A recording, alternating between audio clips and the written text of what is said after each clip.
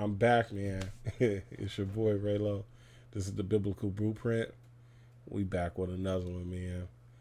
Chapter by chapter, verse by verse, we going through the Bible, and we just getting started, man. So let's go.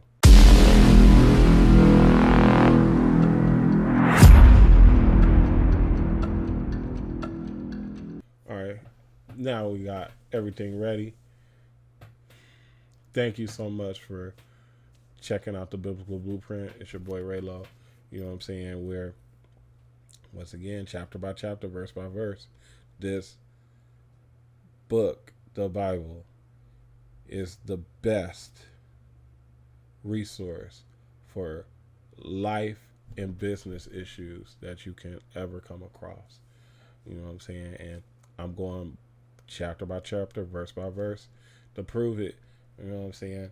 Thank you so much for tuning in. I totally appreciate you.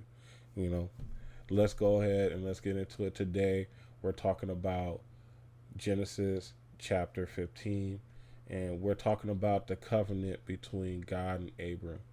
You know what I'm saying? And I'm gonna just title this one, Bring Your Frustrations to God. You know what I'm saying? Bring your frustrations to God. Anytime you're frustrated with something, and one of the things I'm starting to realize is that the answer lies between you and him. If you consult with him, the answer will be shown unto you. You know what I'm saying? So let's go through the chapter and see what Abraham went through, and I'm gonna come back and I'm gonna give you some more examples. All right, so let's go. Genesis 15:1-21 ERV. After all these things happened, the word of the Lord came to Abram in a vision. God said, Abram, don't be afraid.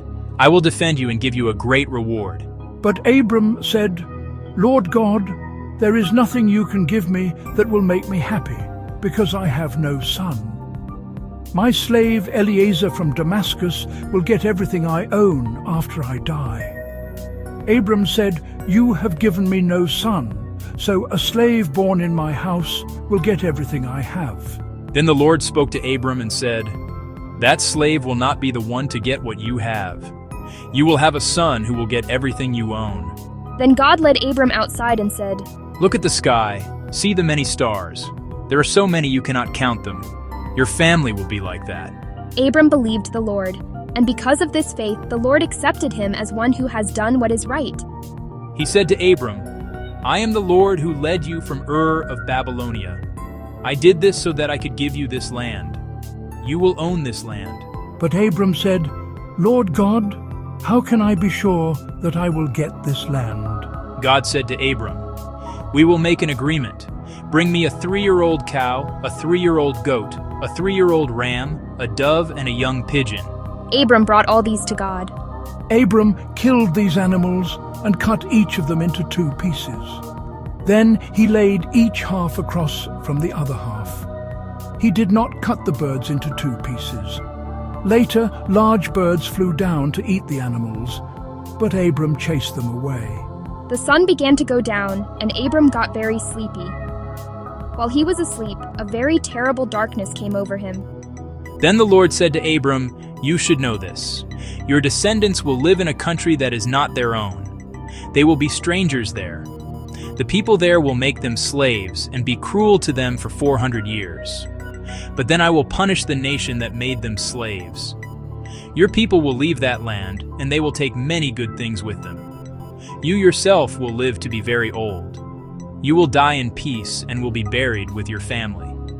After 4 generations, your people will come to this land again and defeat the Amorites. That will happen in the future because the Amorites are not yet guilty enough to lose their land.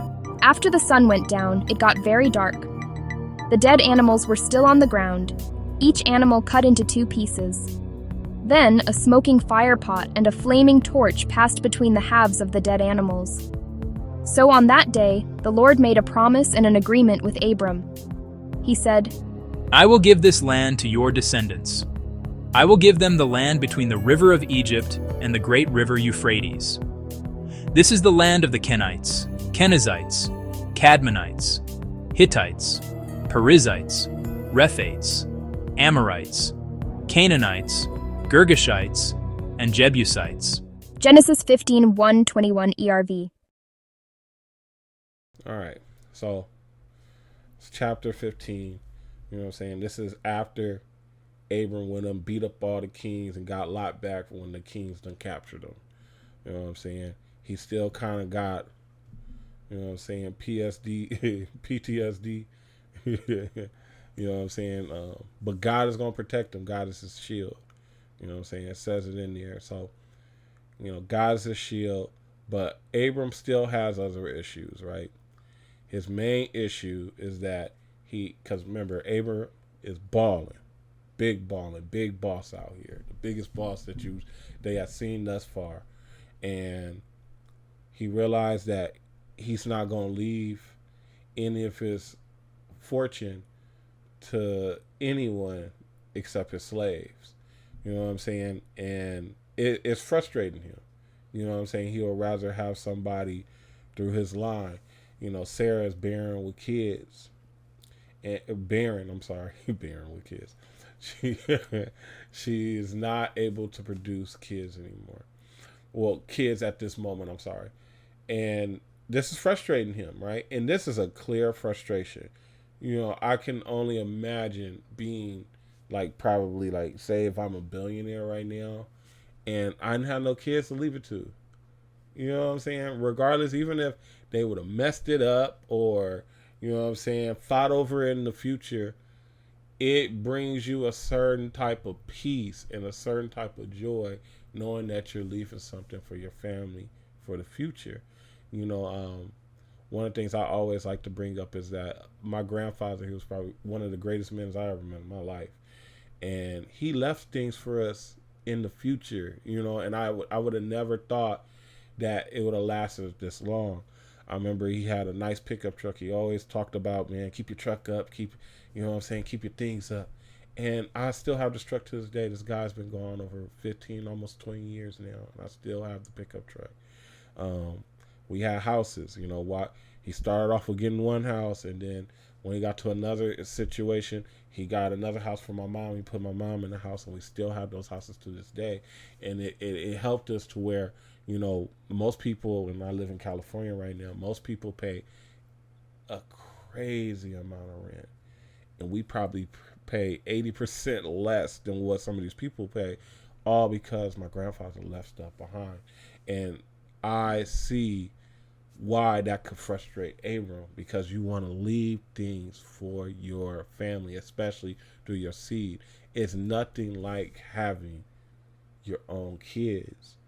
You know, it's nothing like having your own kids. So, and this is a very, very interesting frustration. One of the things that we see and we realize is that fear is natural. Everybody goes through it.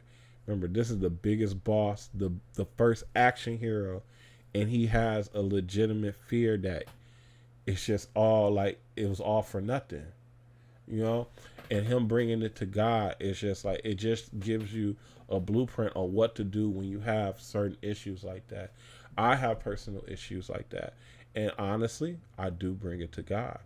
Now, one of the things that we see is that God tells him to make a sacrifice. You know what I'm saying? He goes and sacrifices certain things that he already owns. And when God asks you to make sacrifices, you know what I'm saying? It's to, honestly, it's to, and especially in those days, if you can kind of equate it to what's going on now, having to give up your livestock just to burn it, because that's all they're really doing. Is they're cutting up whatever God asked them for, right? And just burning it. You know what I'm saying? This is your sacrifice, right? It's almost like this is how you give a tithe to the Lord, right? And it just shows you that, you know, what are you willing to do? What are you willing to give up? You know, and I seeing what Abram is doing in his situation of fear and just being prepared to do the sacrifice, I can understand why he was such a blessed person. You know what I'm saying? He was totally obedient to God. You know, I always get certain things that strike through my mind. I'll be like, is this God, or should I really be doing this? I have certain convictions. You know, a lot of times in the Bible, it does make it seem like God just appeared to them and just start talking. In several situations, they did. They encountered angels. And we're going to get to that pretty much later. They encountered angels. They had a different relationship with God. So now you're seeing where it's just like he tells them to do something. Abram is just straight obedient. You know what I'm saying? And that's why, you know, God reveals himself to people who fully surrender. You know, I don't have the same issue with Abram. I do have like a seed, and I do want more seeds. And that's a certain thing where I am kind of fearful. Like, will I be able to have more kids and be able to leave things to? At this point in time, what I'm able to leave is perfect with one kid, but will I have enough to give to multiple? You know, because at the end of the day, it's not about the money. It's about the resources and the position that you put people in to fill your void. You know, one question I could ask you is just, are you truly moving like somebody who has a covenant with God? Do you feel like you have a covenant? Do you feel like God has came to you and it's like, you're going to have this? We're reading the story of Abram, and God already told him the amount of sand that's on the seashore, or the amount of sand that's out there in the world, will be the amount of kids that you have. It'll be something that's uncountable. And you see that he kept that promise, right? He had multiple kids. He had many sons. You know, his father Abraham. So when you hear that, it's like, what is your covenant that you have with God? What has God ordained to you to where you're living in the covenant? And what is your end of the covenant? Because a covenant really isn't just like agreement. You know, you can call it agreement, but it's really like destiny. It's something that will be fulfilled, but you have to be willing to fulfill it. You know, I know personally in my life, you know, there's a lot of things that I'm sacrificing in order to even do this. You know, man, like, I've given up, you know, I hate being so personal about this, but I've given up, man, almost drinking. I've given up drinking. I've given up smoking. I've given up like almost like a lot of entertainment, to be honest with you. Because to be completely honest with you, to do this, and I actually have other things going, it feels like I'm completely locked in to what I'm doing for most of the week. You know, I do observe the Sabbath, to where I take that time to just tap in with my family, rest, and, you know, tap into certain things I want to do, right? I realized, like, I had a real long day on Sunday, right? And, you know, you can see behind me, I have this big, beautiful computer. One week I was like, you know what, you got this big, beautiful computer. You should go get you some video games. You know what I'm saying? I did. I got me some Grand Theft Auto, right? I had a real busy day on Sunday, right?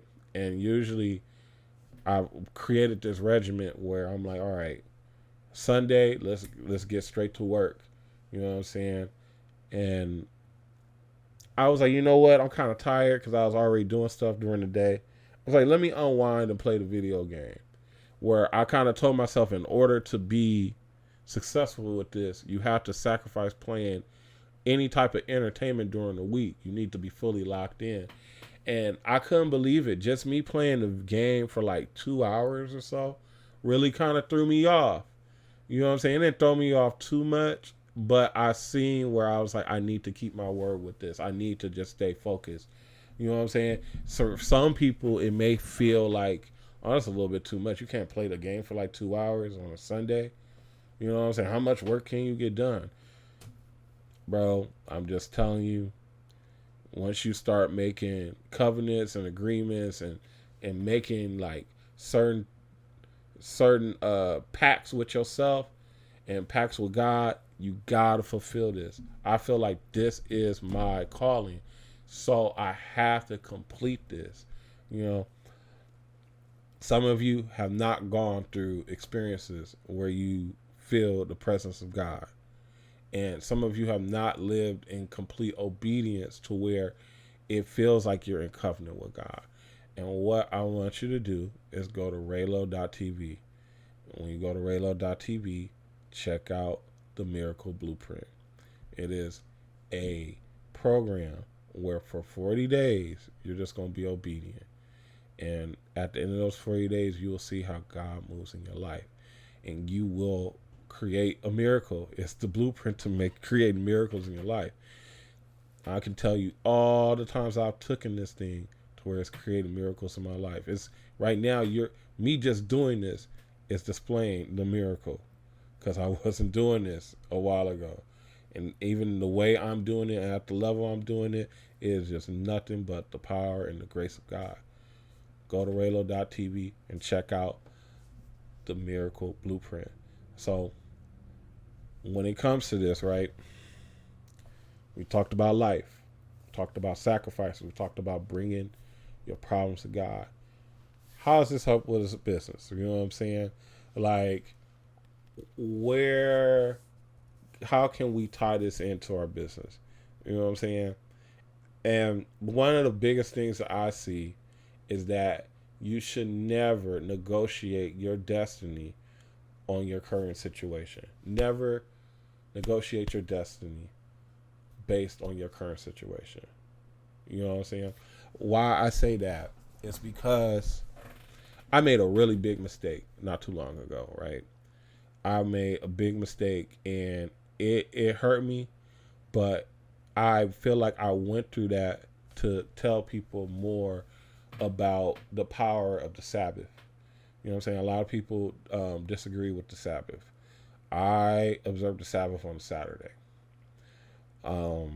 I had a big turning point in my life. I started making a lot of moves as a chef. I had a restaurant, and I had a couple of restaurants actually where I was partnering people, and I had kind of got on a roll where I was like, all right, I'm done with partnering people. Let me go out on my own. So I did one thing where I just posted up in my auntie's front yard every Saturday and just seeing people come through. Then I got to a point where I started doing farmers markets, and the farmers markets was making me pretty cool money. I felt like I could have made more, but it was like I had to learn how to master certain things, right? So I came to a turning point. I felt like when you do entrepreneurship and when you do it at a certain level, you're going to have a certain amount of stress, right? My stress came where I felt like at a certain point in time, like waking up every day, if I did not wake up, I would say like around 4:30, before 5, I was late. I felt like I was going to be behind for the whole entire day. It felt crazy to me. It felt like I was, I couldn't sleep when it was especially days I had to cook on. Like if it was a day where I had to cook on and I was scared to oversleep, I would sleep with the light on, you know what I'm saying, to make sure that I wake up. It was just all type of craziness that I was going through, right? And I remember I did see myself getting better at it. People actually, even some of my customers start seeing me getting better at it. They was like, oh yeah, your setup is way better than it used to be. Or they'll be like, dang, you getting here earlier. Or dang, you making it look easier. You know what I'm saying? I was making progress at it because the farmers market was kind of intense. And it was one of the things, I'm a real competitive person. Looking at the other people, because I also had competition. Looking at the other people that was in the farmers markets and seeing how they operate and they break down quick and they there early. I tried to get like them. You know what I'm saying? Like they made it to where it's like, oh, we start at, if you get here between 7 and 7:30, we start at 8, right? Some of the people would get there and be set up at 7:30 when I'm just getting there. And I was like, no, I need to get like them. And I started getting like them, right? But remember, I have the stress, right? But I'm coping with the stress. I'm not doing it every day. I'm probably cooking like 3 times out the week. I remember I was feeding the homeless another day, you know what I'm saying, to get rid of like any excess food that I have. I'll give it to the homeless instead of just throwing it away. I had a nice little system, right? Where the system got even better was, one day I was reminded of the Sabbath. And I never noticed that the Saturday, it actually happened on a Saturday. I started surfing. And, on this particular Saturday, my goal was to go surfing, and afterwards I was going to pick up my product to get ready for the week. I listened to this YouTube video, and this is actually why I make YouTube videos, because I feel like it's a great way to get the message out. Watch the YouTube video with my man Mark the Messenger. And he talked about Saturday, the Sabbath is on a Saturday. Don't do any work. And he talked about, he said that he was selling shoes at one point in time. And when he stopped selling shoes on Saturday, he realized that on like Sunday, even though like people will be like, oh, try to get him sell, he wouldn't do nothing. Sunday will be like an amazing day because he just had the Sabbath. He just observed the Sabbath. Well, I was like, you know what? I'm gonna see what Mark the Messenger talking about. And during that point in time, I was at odds with my girlfriend, and we have a kid together. We were separated, and literally that day, because I chose not to go and do my regular routine as far as work and pick up my supplies, and I was just like, I'm just gonna go home and rest. I just went surfing. I was like, I'm just gonna go home and rest. Man, I was driving down the street, and my son had saw me. He's sitting in the back seat. He was like, there go my daddy. I pull into the driveway, and they pulled up right behind me. And it was like, what you doing? You know what I'm saying? Like, we were separated, but we wasn't beefing. I was like, nothing. And honestly, that was the start, because now we're together. That was the start of us getting back together. And I remember I realized, I was like, man, I can never give up the Sabbath after this, right? Well, I made a mistake. I compromised myself. I did negotiate my situation, because at the end of the day, you go through trials and tribulations, and you have issues and problems for you to solve them, for you to get the experience, and for you to get better at solving the problems. The problems started to amount to me so much. The stress started to get to me so much, and not having enough money and everything, to where I ran into one of my old bosses, and I was just like, I can go and shut this down and work for her, or I can keep going with the madness. But the compromise was I would have to work on Saturdays. It would have been a deal breaker if I didn't work on Saturdays. And honestly, I should have never took the deal. I did, and there's no regrets, but I do repent for the situation. And I feel like once I come out of it, because I'm still stuck in the situation, like how I was just saying earlier, like, I still have, like I was saying earlier with like the video game, I'm coming from working with her, coming home trying to relax and then do my work. And that's what I'm kind of going through right now. And I pray about it all the time, that I get released, and I will be released soon. I know my prayers are going to be answered, and those are like how we've been talking about with Abram. I bring my fears to the Lord. I bring my problems. I know where I messed up, and I shouldn't have did that. And at the end of the day, like, I can't make excuses for it, but I can share where there it was a tremendous things went downhill as far as family wise is concerned. You know what I'm saying? I also became stagnant with what I was doing.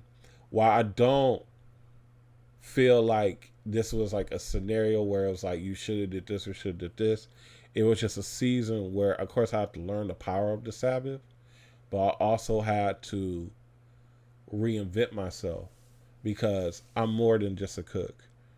You know what I'm saying? It would have been hard for you to take this message from the chef. Maybe some people will, but a lot of people don't. They want a person who is just hitting them with the truth and just a truth teller, not somebody who's just making food and coming and telling you the truth on the side. You know what I'm saying? But it made it to where I reinvented myself. And of course, I don't doubt God's plan for me. So that's why I don't complain about it. But I always look at it as like, I went through that to where I saw where I negotiated and I compromised myself because the current situation I was in.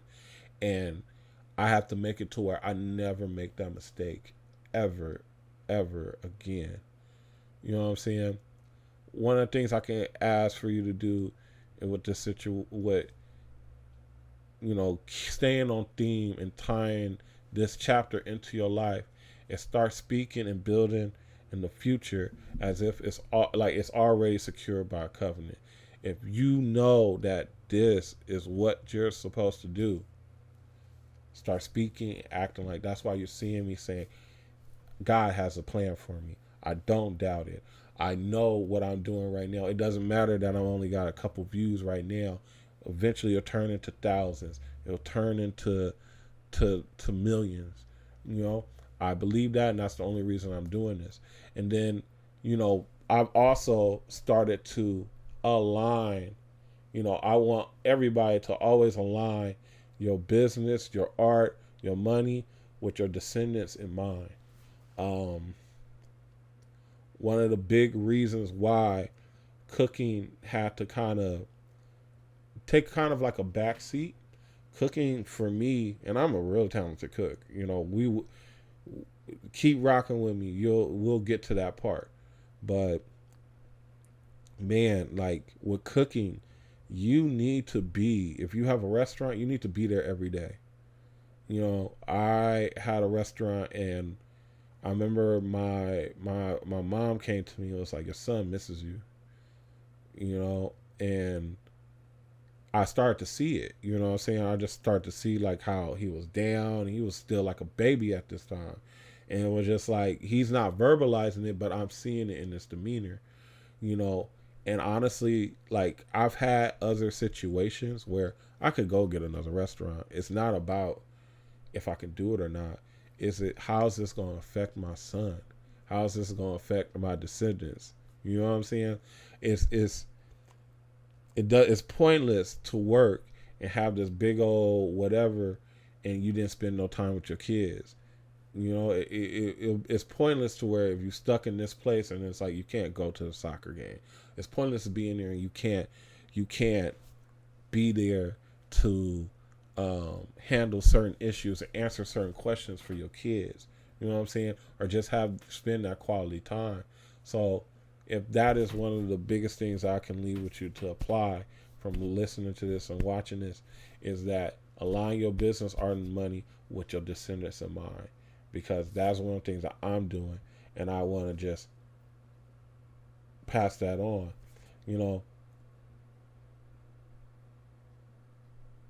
Begin treating your faith like it's a contract signed with God. Just know that you got to fulfill the contract. You got to fulfill your side of the bargain, and always realize that God is going to fulfill his side. Always walk in a certain of faith, and walk as if it's going to be done. You just got to do your part. Don't worry about God fulfilling his part. I am starting my executive community. Go to Reylo.tv. I got the biblical blueprint. The miracle blueprint to help you out with life. And we have the executive community for you can help out with business. I want to help more people. I want to help more believers go into business and have biblical standards when they're conducting business. Go to Reylo.tv. I can help you. I will help you do this digital thing. If you have a problem with doing anything digital, I can help you. Anything digital, I can help you. Whether it's getting monetized, or it's production-wise, creating content, websites, digital advertisement, all of that. Go to Reylo.tv. check out my executive community. Thank you so much. If you got this far, you heard a lot about my life. And I will have it no other way. You know what I'm saying? Tap in with me and keep watching, you know what I'm saying? Because I'm going to keep going. Thank you so much, and I hope to see you in the next video.